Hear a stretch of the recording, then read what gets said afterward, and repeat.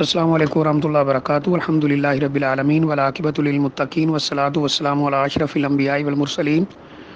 نبینا و رسولنا و حبیبنا و امامنا محمد وعلی آلہ و اصحابہ اجمعین اما بعد۔ یہ کسی بھائی نے ایک پوسٹ بھیجی ہے جو ایک لیٹر پر مشتمل ہے، جس میں ہیڈنگ یہ لکھی ہوئی ہے: وزارت الاوقاف و شؤون الاسلامیہ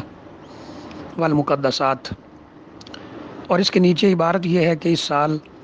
20 تراویح کا اہتمام کیا جائے گا اور ہر ایک کو پابند کیا جائے گا کہ وہ 20 تراویح پڑھے۔ اور اس لیٹر کو بعض بھائی سوشل میڈیا پر مشہور کر رہے ہیں کہ سعودی عرب نے یہ کمال کر دیا ہے، اس دفعہ وہاں پر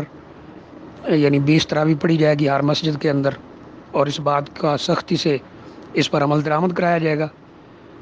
دیکھیے، یہ لیٹر یا تو ویسے ہی جھوٹا ہے یا پھر کسی اور ملک کا ہو سکتا ہے، کیونکہ یہاں کی وزارت جو ہے اس کا پورا نام اس نام سے کہیں مختلف ہے۔ جو یہاں وزارت ہے اس میں مقدسات کا لفظ ہی نہیں ہے۔ یہاں کی وزارت کا پورا نام وزارت شؤون الاسلامیہ والاوقاف والدعوت والارشاد، یہ پورا نام ہے، اور اس میں مقدسات کا کہیں لفظ نہیں ہے۔ دوسرے نمبر پر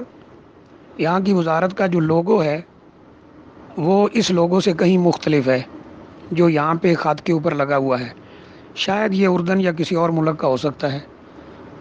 یہاں کا لوگو اس طرح ہے کہ ایک دہلیز کی شکل میں، دروازے کی شکل میں ایک تصویر بنائی گئی ہے، یعنی دہلیز کی شکل میں، اور اس میں وزارت کا پورا نام لکھا ہوا ہے، اور اس کے اندر ایک کتاب پڑھی ہے قرآن مجید،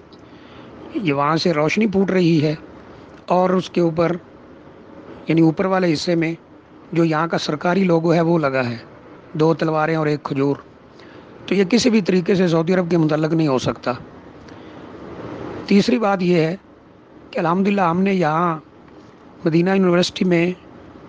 الحمدللہ کافی وقت گزارا، اللہ تعالیٰ نے موقع دیا، اور اب بھی ایک اسلامک سینٹر میں کام کرتے ہوئے کافی عرصہ ہو چکا ہے۔ یہاں کے علماء کا منہج ہی یہی ہے کہ جو بات قرآن اور حدیث سے ثابت ہے اس کو مان لیا جائے۔ تو پورے سعودی عرب میں 8 تراویح ہی ہوتی ہے، اور یہی سنت ہے۔ حرم شریف میں 20 تراویح ہوتی ہے، لیکن الگ الگ امام ہوتے ہیں، اور آخری عشرے میں 20 سے کہیں زیادہ اس کی تعداد بڑھا دی جاتی ہے۔ تو ہمارے بعض بھائی اس کو بھی دلیل بناتے ہیں، تو ہم عرض کرتے ہیں کہ چلو حرم کے عمل کو ہی دلیل بنانا ہو تو باقی ساری چیزوں کا بھی خیال رکھا جائے، آمین ہوتی ہے وہ بھی کہی جائے، اسی طرح نمازوں کے بعد دعا نہیں ہوتی، وہ حرم میں وہ بھی کام کیا جائے، خطبہ جمعہ دونوں کھڑے ہو کر دیے جاتے ہیں وہ بھی کیا جائے، نمازیں اول وقت میں ہوتی ہیں وہ کام بھی کیا جائے۔ ابھی بھی مثلا ظہر کی نماز اذان جو ہے وہ 12:30 سے بھی چند منٹ پہلے ہو رہی ہے، اسی طرح بقیہ نمازیں بھی ہیں،